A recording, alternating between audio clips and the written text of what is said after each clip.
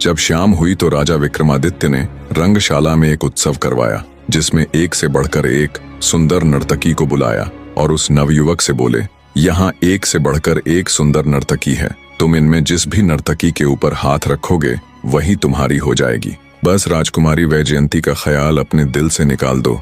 राजा विक्रमादित्य की बात सुन नवयुवक बोला, माफ करे राजन, शेर अगर कुछ दिन भूखा रह जाएगा तब भी वो घास नहीं खाएगा। उसी तरह मुझे भी शिवाय राजकुमारी वैजयंती के किसी दूसरी स्त्री की इच्छा नहीं है। जब हर प्रकार से कहने सुनने के बाद भी नवयुवक नहीं माना तो राजा विक्रमादित्य बोले, ठीक है, अगर तुम्हें राजकुमारी वैजयंती ही चाहिए तो कल हम तुम्हें साथ ले अमरावती नगर जाएंगे। अब तुम आराम करो। सुबह हुई तो राजा विक्रमादित्य उस नवयुवक को अपने संग ले अमरावती नगर की तरफ चल पड़ते हैं। पहुंचे तो देखा वहां एक से बढ़कर एक राजा महाराजा का तांता लगा हुआ है, पर कोई भी उस कड़ाहे में उतरने की हिम्मत नहीं कर रहा है। तब राजा विक्रमादित्य आगे आए और राजकुमारी के पिता से बोले, मैं राजकुमारी वैजयंती के स्वयंवर की शर्त अनुसार इस खोलते तेल के कड़ाहे में स्नान करने के लिए तैयार हूँ, पर मेरी भी एक शर्त है। अगर मैंने आपकी शर्त पूरी कर दी तो आपको अपनी लड़की का विवाह मेरे साथ आए इस नवयुवक से करना होगा।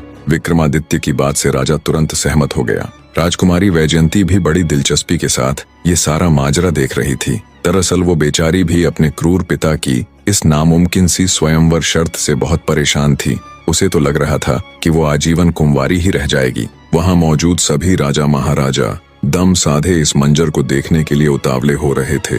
तभी राजा विक्रमादित्य ने अपने जादुई वीरों को याद किया और उन्हें हुक्म दिया कि जब मैं इस तेल के कड़ाहे में उतर जाऊं, तुम तुरंत मेरे ऊपर अमी की बोतल से छिड़काव कर देना। अपने अदृश्य वीरों को ये हुक्म दे राजा विक्रमादित्य तुरंत उस खोलते तेल में चले गए। जैसे ही वो भुने तो उनके कहे अनुसार उनके एक वीर ने उनके ऊपर अम्मी का छिड़काव कर दिया, जिससे वो बिल्कुल कुशल मंगल उस खोलते तेल के कड़ाहे से बाहर आ गए।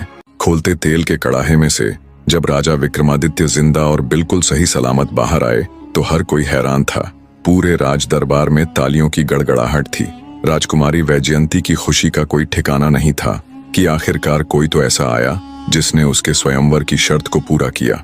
राजकुमारी के पिता ने स्वयंवर और राजा विक्रमादित्य की शर्त अनुसार अपनी बेटी राजकुमारी वैजयंती का विवाह उस नवयुवक के साथ कर दिया और उसे बहुत सारी धन दौलत व नौकर चाकर भी दिए। नवयुवक आंखों में अश्रु लिए राजा विक्रमादित्य को तहे दिल से धन्यवाद करता है और कहता है, बहुत सुना था आपके बारे में, आज देख भी लिया